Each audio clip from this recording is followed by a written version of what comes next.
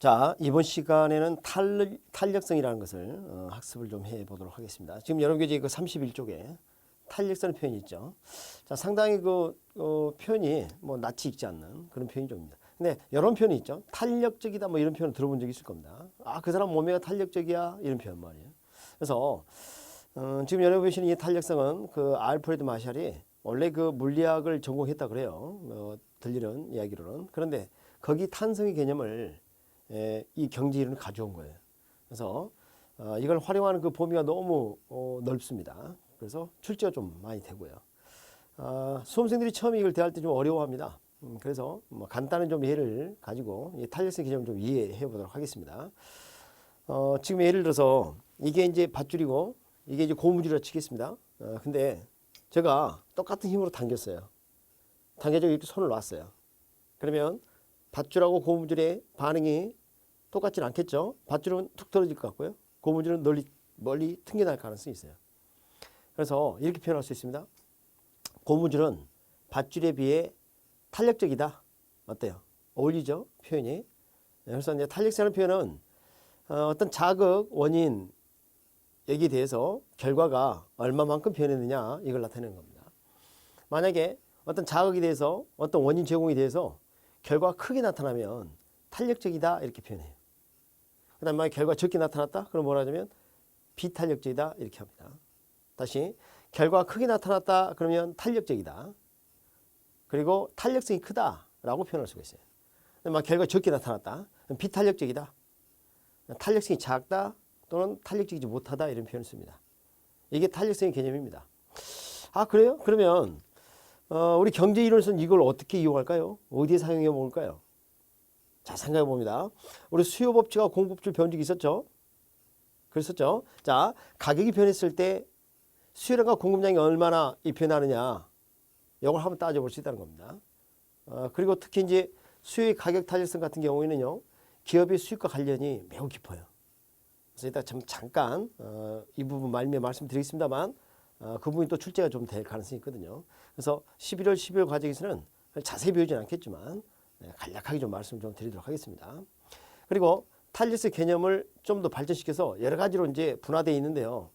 11월, 12월은 가장 기초적인 거 수요와 공급의 가격 탄력성만을 좀 살펴본 걸로 이렇게 하도록 하겠습니다. 먼저 탄력성 정의를 한번 적어보고요. 한번 접근해 보도록 합니다. 자, 흥미를 좀 가지는 게 중요합니다. 어렵다만 생각하지 마시고요. 그래서 이제 탄력성이라는 이 표현, 탄력도 이런 표현도 쓰거든요. 영어로는 elasticity라고 합니다. elasticity 이렇게 표현할 수가 있어요. 이걸 약자로 뭐 E를 쓰거나 또는 입실로를 쓰거나 이렇게 이게 탄력성, 탄력도입니다.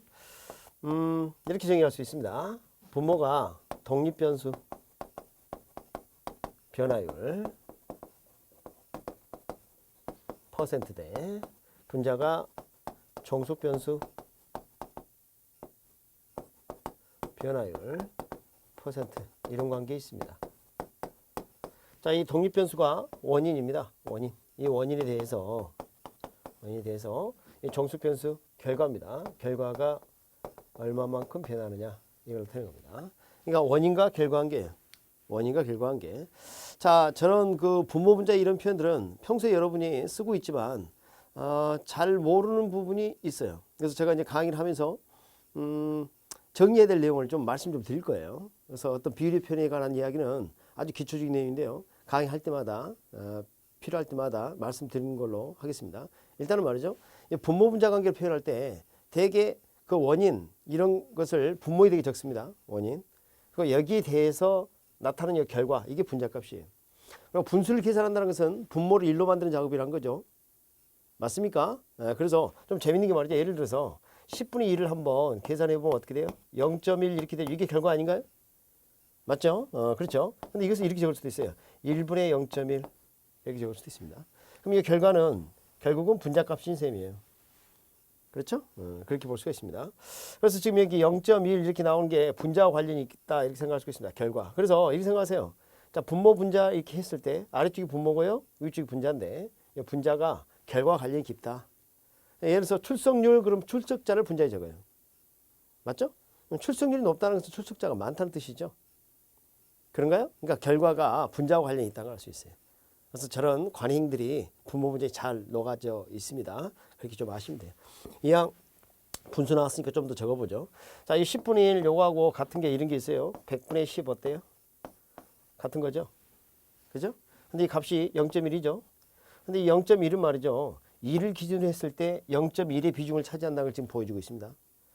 근데 이것을 우리가 백분율을 표시할 때는 10%라고 이렇게 표현하기도 해요. 그게 무슨 말이냐면요. 100을 기준으로 한다면 10의 비중을 갖는다 이런 뜻이에요.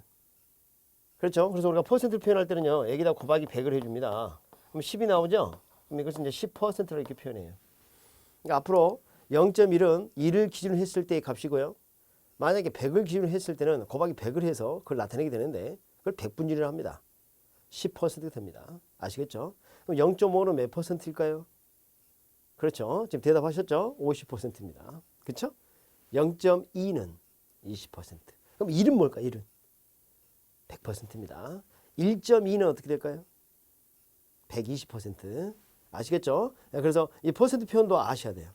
그래서 우리 이제 투자론에는 그 소수점 표현을 이렇게 하는 경우도 있지만요. 때로는 퍼센트 이 표현도 쓰이기 때문에 시험 문제도 그렇게 출제되고 아셔야 될 내용이에요. 그래서 분모 분자 이야기 나왔기 때문에 같이 한번 말씀을 드렸습니다. 그래서 이걸 정리 좀 해주시고 자, 그럼 다시 되돌아와서 우리 탄력성 더 보도록 합니다. 자, 이 탄력성은 분모 이 원인에 대해서 결과가 얼마만큼 변했느냐 이걸 보이는 건데 분모 이 퍼센트 변화에 대해서 1%에 대해서 결과가 몇 퍼센트 변했지 그 말이에요. 그러니까 분모 대비 분자가 크게 변하면 뭐라 한다? 탄력적이다. 또는 탄력성이 크다. 분모 대비 분자가 작게 변했다. 비탄력적이다. 탄력성이 작다라고 표현합니다. 아시겠죠? 자, 그 다음에 말이죠. 우리 경제론에서 사용하는 탄력성은 크게 둘로 나눌 수가 있어요. 수요와 공급의 탄력성. 수요와 공급의 탄력성. 그래서 수요의 탄력성이 있고요. 탄력성이 있고요. 그 다음에 공급의 탄력성이 있습니다. 지금 여기 성자 보이시죠? 성자. 자, 우리가 이제 많이 쓰는 표현으로 이제 비율, 율, 지수, 계수, 상, 성, 뭐 이런 표현이 있어요. 그럼 앞에 여기 무슨 비율 할 때 뭐 A 비율, A 지수, A 계수, A 지수상 이런 표현을 쓸 텐데 여기 말이죠. 분자에 적힙니다. 분자에. 그럼 예를 들어 볼까요? 많이 쓰는 출석률 어때요? 출석자가 어디죠? 저거요? 분자에 적죠. 그러니까 이런 약속이 여기 숨겨져 있어요. 그러면 수요 탄력성 그러면 어떻게 돼요? 뭐가? 수요가 분자에 적힙니다. 알겠죠?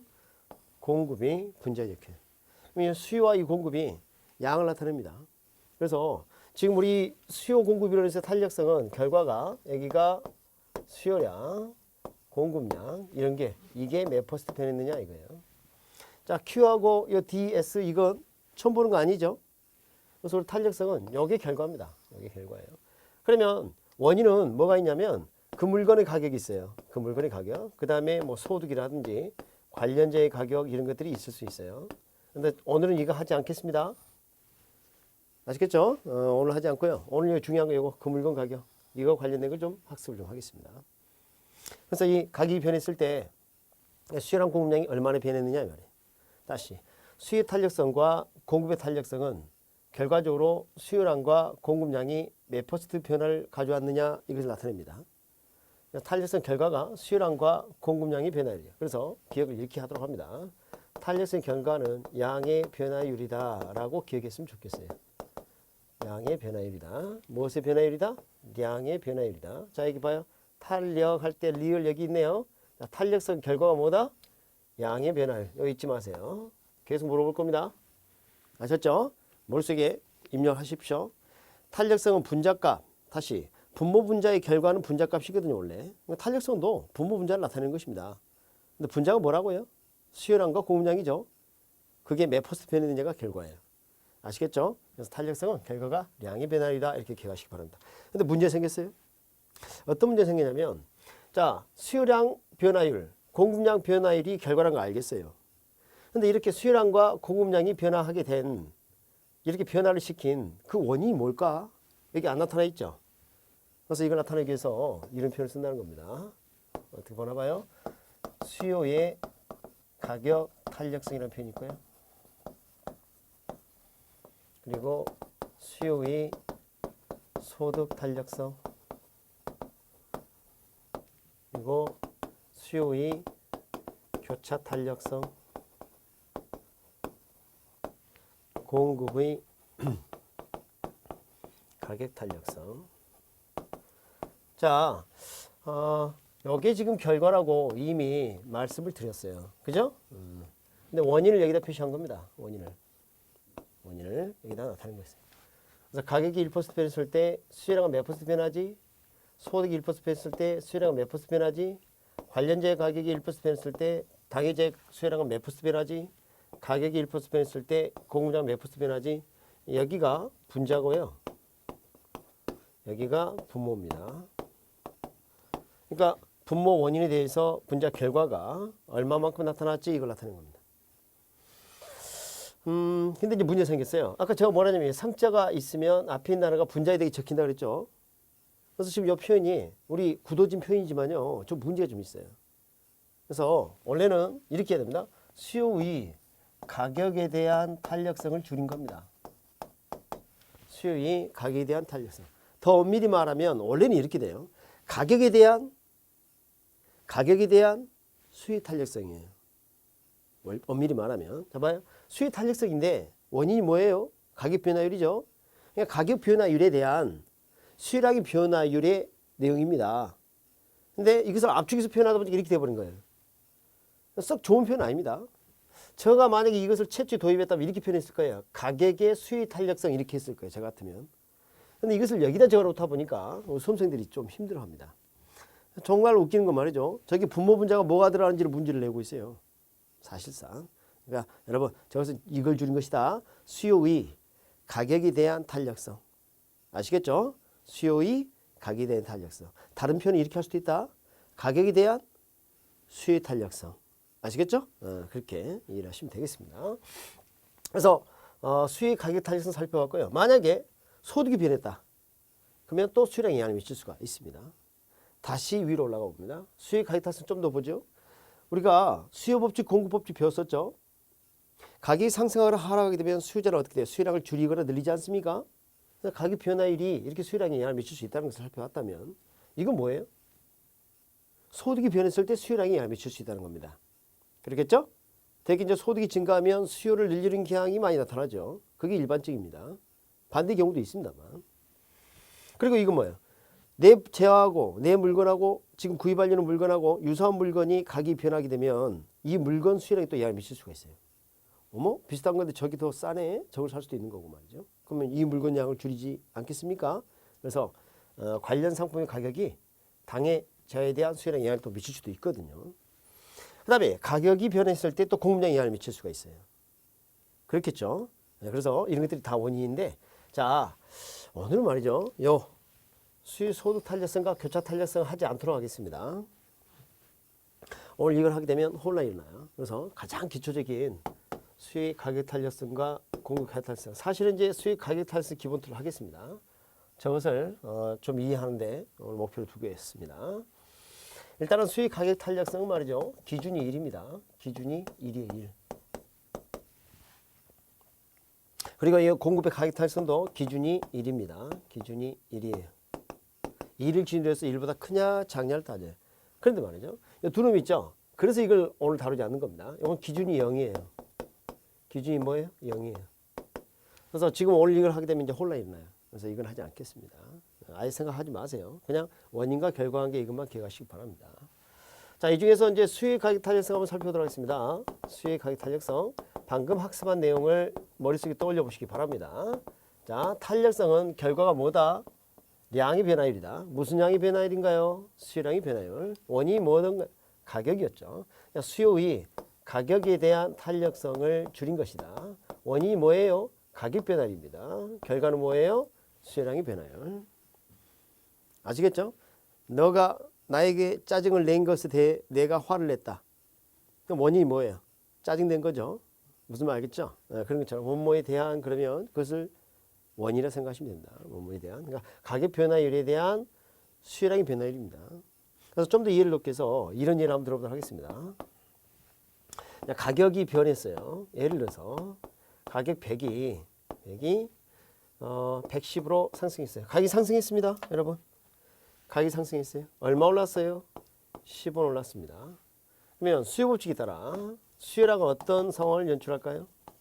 수요량은 자, 예를 들어서 100개를 구입할 마음을 가졌다가 치죠. 가격이 상승하게 되면 수요량이 주는 게 수요 법칙 아니겠습니까? 그래서 마이너스 10 이렇게 한번 가정해 보죠. 그럼 자, 여기 봐요. 가격이 100원에서 110원이 됐어요. 몇 퍼센트 올랐습니까? 10% 올랐다 그러죠. 자, 그러자 수요량이 10개 줄었어요. 원래 100개였다가 몇 퍼센트 줄었습니까? 10% 줄었죠. 그래서 이런 것을 한번 따져 보겠습니다. 자, 그러면 수요 가격 탄력성 이렇게 한번 봐볼게요. 자, 이것은요 이렇게 할 수 있어요. 가격 변화율에 대한 가격이 변했죠. 퍼센트 수요량의 변화율 이게 차지하는 비율입니다. 가격 변화율에 대한 수요량의 변화율 가격 변화율에 대한 수요량의 변화율. 자, 율자가 또 나왔죠? 아까 제가 율자 나오게 되면 이 앞에 있는 단어가 분자시킨다 그랬죠? 가격 변화율이란 가격 변화분이 차지하는 비율입니다. 그래서 이걸 다시 풀어서 보면 이렇게 돼요. 이렇게 쓸 수 있습니다. 원래 가격분의 분자가 가격 변화분 여기 뭐예요? 가격 변화율이에요.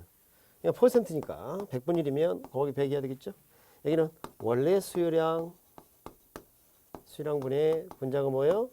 수요량 변화분 이렇게 표현할 수가 있어요. 곱하기 100. 그냥 똑같이 100이 있죠? 이게 약분해 볼 수가 있겠죠. 자, 여기에 이제 수요 가격 탄력성입니다. 숫자를 한번 넣어볼까요? 숫자를 한번 넣어보겠습니다. 자, 원래 가격이 얼마였어요? 100원이었어요. 그렇죠? 얼마 올랐어요? 10원 올랐죠. 곱하기 100인데 여기 곱하기 100이 있어서 이 둘은 약분 되겠죠? 그러니까 굳이 적을 필요가 없는 거죠. 그 다음 원 이런 게 적을 필요가 없다고 알 수가 있어요. 여기서 보니까. 자, 수요량 원래 몇 개였어요? 100개. 몇 개 줄었어요? 10개. 개 이렇게. 근데 잘 봅니다. 이게 플러스 10이고 이게 마이너스 10이에요. 그쵸?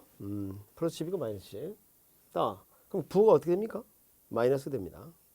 그러니까 가격이 상승하면 수요량이 주는 게 일반적인 상황 아닙니까? 근데 이런 경우 가격이 하락하면 여기가 마이너스겠죠?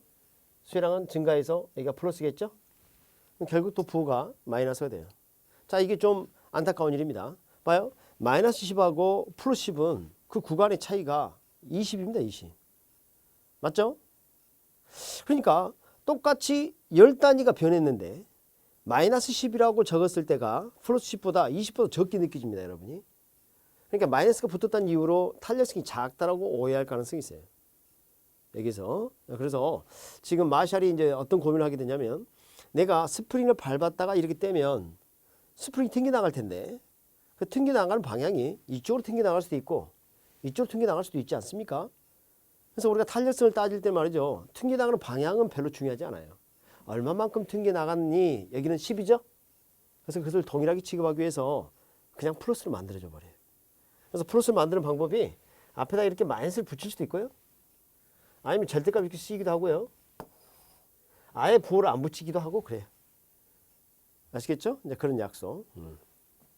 그리고 이렇게 계산하는 거 말이에요. 여기서 어떻게 계산합니까? 내항은 내항끼리, 외항은 외항끼리 이런 방법으로 계산하죠. 아래쪽을 위로 올립니다.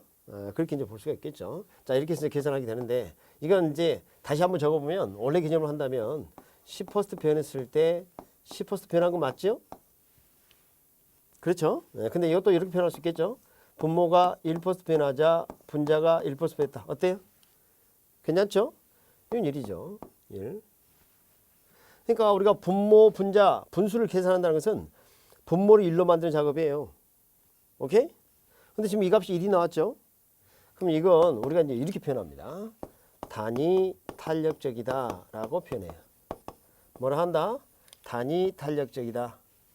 왜 이런 표현을 썼을까요? 자, 볼까요? 지금 여기 10분의 10이나 1분의 1이나 100분의 100이나 1000분의 1000이나 그 값은 1이 됩니다. 다시 분모가 10 변했을 때 분자가 딱 그 단위만큼, 그러니까 10 변했을 때 10 단위만큼 그 단위만큼 탄성을 보였다 그런 뜻입니다. 그것을 단위 탄력적이래요. 그러니까 이 단위 탄력적은 분모 변화율하고 분자 변화율이 같다는 이야기죠. 맞습니까? 그래서 탄력성이 항상 1이 나오는 겁니다. 그래서 이것을 단위 탄력적이다라고 표현해요. 자, 이제부터 자, 봅니다. 자, 분모가 1% 변했을 때 분자가 딱 그 단위만큼 1% 변했다. 10분의 10이나 100분의 100이나 같다고 했었죠. 자, 근데 이걸 기준으로 한번 생각해 봅시다. 자, 분모가 1% 자극이 주어졌는데 분자가 1%만큼 변한 게 아니라 예를 들어서 5% 변했어요. 그럼 이 값은 뭐가 돼요? 5가 나오겠죠? 이 5는 1보다 큰 건 맞죠? 그때는 이렇게 표현합니다. 자, 1보다 크다 그 말은 분모가 1일 때 분자가 더 크게 변했다는 것을 의미해요. 이때는 탄력적 이렇게 표현합니다. 뭐라 표현한다? 탄력적. 만약에 분자가 0.2%밖에 안 변했다. 그럼 이 값은 0.2가 나오겠죠? 저는 1보다 작죠. 1보다 작아요. 자, 1보다 작게 변했다. 다시 분모가 1일 때 분자가 1보다 작은 값이다. 그래서 0.2가 되지 않았습니까? 이것은 뭐라 하냐면 비탄력적이다 라고 표현합니다. 뭐라 한다? 비탄력적 이렇게 표현해요. 그러니까 기준이 뭡니까? 기준이 1입니다. 1을 기준으로 1보다 크면 탄력적, 1보다 작으면 비탄력적 이렇게 합니다. 물론 이제 극단적인 모형도 있어요. 극단적인 모형도. 그래서 이 극단적인 모형은 여기다 좀 간략하게 한번 1을 기준으로 한번 살펴보도록 할게요. 1이 뭐라 그랬죠? 단위 탄력적 이렇게 했었죠. 근데 이런 경우가 있어요. 자, 분모 자극이 있었는데요. 분자 변화가 전혀 없었어요. 0% 변했어요. 그럼 이 전체 값은 0이 되는 거죠. 이때는 탄력성이 0이 되는 거예요. 이때는 완전 비탄력적 이렇게 합니다. 완전 비탄력적. 이런 경우 어때요? 분모가 0에 가까운데 분자가 특정 값을 가져요. 그럼 수학적으로 매우 큰 값을 나타내는데요. 이게 이제 무한대입니다. 무한대. 이때는 완전 탄력적 이런 표현을 씁니다. 완전 탄력적. 이 사이 값이 있을 수 있어요. 0보다 크고 1보다 작은 값이 있을 수 있어요. 이때는 비탄력적. 여기 1보다 크지만 무한대보다 작을 수도 있겠죠. 이때는 탄력적 이런 표현을 씁니다. 그래서 기준이 뭐예요? 1이에요. 1. 기준이 1. 단위 탄력적이 기준이에요. 그래서 이 1보다 작다, 1보다 크다 이렇게 나눌 수가 있어요. 1보다 작다 그러면 비탄력적. 너무 작아서 0이면 뭐라고? 완전 비탄력적. 1보다 크다 그러면 탄력적. 너무 커서 무한대다 그러면 뭐? 완전 탄력적. 이렇게 볼 수가 있겠습니다. 기준이 1입니다. 근데 만약에 봐봐요. 분자가 수요량이 아니고 말이죠. 공급량이잖아요. 그러면 공급의 가격 탄력성이라고 그래요. 여기는 수요의 가격 탄력성이었죠. 그렇죠? 똑같습니다. 이 표를 똑같이 사용합니다. 표도. 알겠죠? 그래서 지금 가장 기준이 되는 수요 공급의 가격 탄력성을 살펴봤어요. 자, 이쪽으로 와서 말이죠. 우리 이 내용을 다시 한번 또 점검을 좀 해볼 필요가 있습니다. 제가 뭐라 하냐면 탄력성 결과가 무슨 변화율이다? 양의 변화율이라 했었죠. 봐봐요. 분모 가격 변화율은 어차피 1이 됩니다. 그 1을 기준으로 했을 때 분자 저 양 변화율이 얼마나 됐느냐 이 말이야. 양 변화가 크다. 그럼 뭐라고? 탄력적. 양 변화 작다. 그럼 뭐? 비탄력적 이렇게 합니다. 비탄력적. 그럼 말이죠. 이걸 좀 지우고 말이죠. 제가 이제 그림을 한번 그려보려고 그래요. 여러분 그래프 한번 살펴보려고요.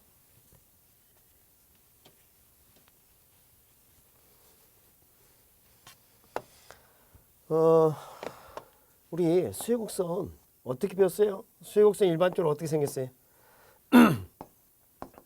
우하향한다라고 배우지 않았습니까? 근데 만약에 수요곡선이 수직선이다. 그럼 어떤 일이 벌어지나 봐봐요. 수직선이다. 자, 요 점에서 요 점을 이동했다. 가격은 하락하고 또 이쪽으로 이동하면 가격이 상승할 수 있겠죠. 가격은 변합니다만 양은 변화가 없죠. 그렇죠? 자, 읽어봅니다. 탄력성 결과가 무슨 변화율? 양의 변화율. 여기 양의 변화가 있다 없다? 없다. 그러니까 분자값이 0이라는 이야기죠. 완전 비탄력적. 아시겠죠? 자, 수평선이다. 그럼 어떻게 돼요? 양이 무한대로 변하겠죠? 완전 탄력적. 이때는 가격이 변화가 없죠. 양은 얼마든지 변할 수 있는데. 물론 이런 것도 있습니다. 직각삼곡선. 직각삼곡선은 P 곱하기 Q 값이 일정한 상수인 점들의 궤적입니다. 물론 이런 사이값도 있어요. 이런 사이값. 이 사이에 이런 값도 우리가 따져볼 수는 있겠죠. 근데 특징이 어떻게 됩니까? 탄력성이 0이어서 무한대로 된다.